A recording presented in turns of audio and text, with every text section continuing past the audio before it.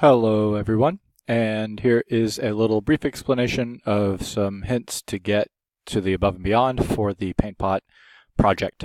So I just have the basically completed PaintPot right here.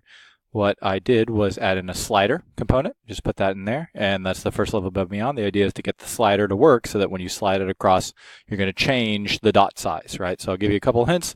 Obviously, what is the dot size? How is it controlled?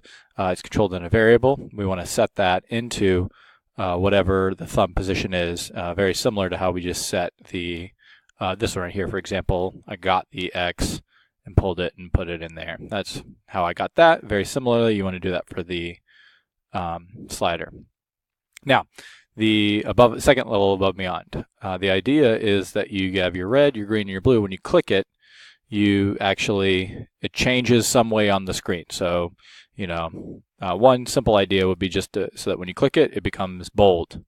Okay, well, you have a setter, right, for that button on the, give you a little hint, obviously it already is going to change the color, but on the green button, for example, I have here, you can set the font bold to true.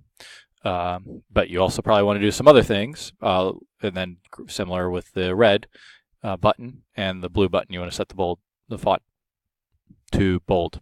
But now that may not be all that you want to do. You probably want to do some other things and then test it out. You'll have some time when you can test it out with the phone. So I hope that helps. Again, you use those intuitions to set those things. Call those methods, and you'll get the above and beyond. Thanks so much.